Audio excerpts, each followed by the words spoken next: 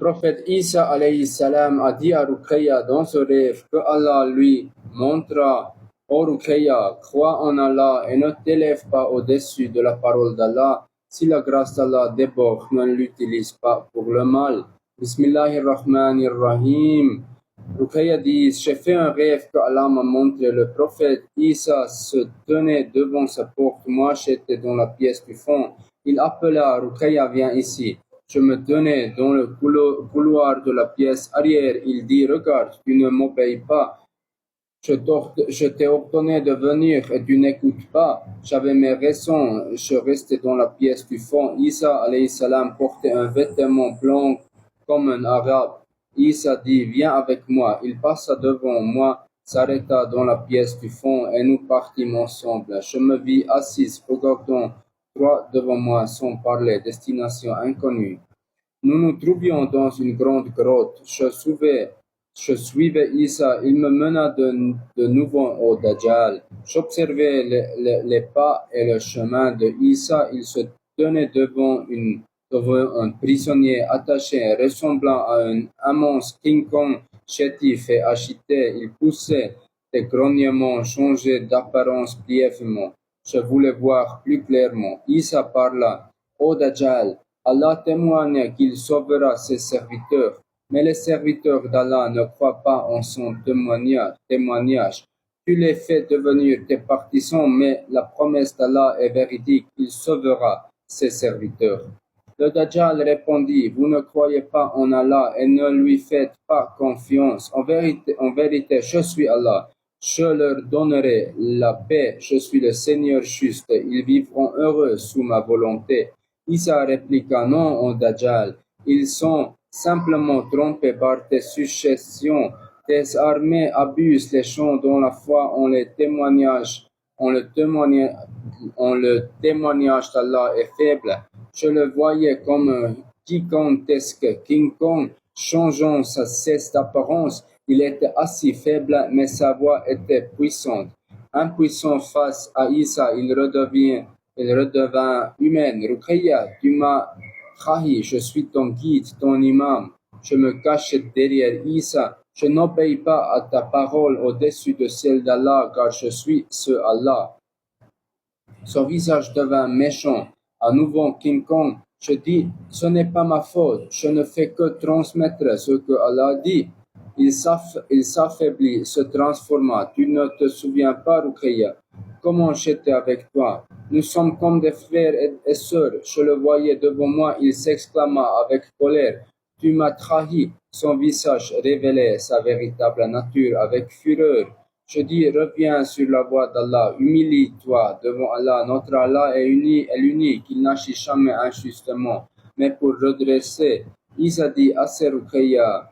Il m'éloigna, je me retournai, je prononçai quelques mots, et Isa m'attendait plus loin. Je dis au Dajjal: pourquoi ne crois-tu pas en Allah, celui qui me parle? En tant qu'humain que je connaissais, il dit: je suis ton guide, Ruqayya, et tu as fait une promesse à Allah: je suis l'élu d'Allah et je me fais ton guide. Je m'étais assise devant sa prison. Isa m'attendait derrière, me protégeant. Je dis: dans le monde des esprits, nous étions amis. Pourquoi es-tu devenu le Dajjal? Tu me détestes toujours alors que j'ai toujours été bonne avec toi. Faiblement, il dit: je suis ton guide, Ruqayya. Je répondis: nous étions trois à jouer ensemble. Pourquoi es-tu ainsi maintenant? Il regarda Isa derrière moi. Lui, Isa, toujours enlevé à moi. Vous jouiez ensemble et me laissez derrière. Je répondis: parce que tu ne voulais jamais être avec nous. Je nous vise enfants jouant ensemble. Nous étions trois. Je m'en souvenais parfaitement. Nous étions souvent là-bas. Allah nous observait derrière une voile. Isa m'a invité à jouer l'autre garçon boudé de colère. Je vis Allah derrière un voile le réconforter. Il me regardait avec colère. Nous allions jouer tous les deux dans ce jardin familier. Un autre garçon nous regardait, refusant de nous rejoindre. Le petit prophète Isa était joyeux, rayonnant, un enfant gentil qui me rendait toujours heureuse. Il se souciait peu de la colère de l'autre, seul son sourire et sa joie comptaient. Nous jouions à trois, mais j'étais souvent exclu. Ses amis voulaient toujours Isa pour lui seul et détestaient ma présence. Si j'étais avec Isa, il se mettait en colère comme si je n'étais pas son ami. Nous courions dans ce même jardin. Quand Isa me prenait la main, il devenait jaloux et furieux. Nous quittâmes le Dajjal. Je le regardais tristement. Isa dit, viens. Nous étions comme des amis d'enfance. Notre ami restait enchaîné dans sa prison. Il se transforma et était triste. Moi aussi j'étais triste, malgré son aspect effrayant. Pourquoi? Isa dit, oh Ruqayya, crois en Allah. Ne t'élève pas au-dessus de la parole d'Allah. Si la grâce d'Allah déborde, ne l'utilise pas pour le mal. Iblis s'en servira comme d'un pouvoir à détourner. Nous rentrâmes à ma maison. Je demandai à Isa, puis-je voir ton paradis? Il acquiesça, une grande porte s'ouvrit, j'entrai dans la maison de Isa. Elle me semblait familière. Je montais les escaliers. Isa était assis dans son fauteuil. Je montais à l'étage, me tenant au même endroit. Je reconnus tout avec exactitude. En écrivant cela, je réalise que ce rêve répétait celui de 2016. Je me tenais au sommet d'une belle balustrade. À l'époque, j'avais rêvé de ma maison au paradis et vu une femme qui me ressemblait à l'intérieur. De nouveau, cette fois, Isa m'attendait en bas. Lorsque je descendis et quittai sa maison, je me trouvais dans un vaste paysage de jardin verdoyant. Là encore, je reconnus l'endroit. J'y avais déjà été en rêve avec Isa derrière moi. Je vis une cascade à palières et des rivières ramifiées. J'avais déjà vu cela en rêve. Chaque endroit m'était familier. Dans de précédents rêves, derrière ma maison, il y avait de l'eau claire en palières, scintillant en blanc,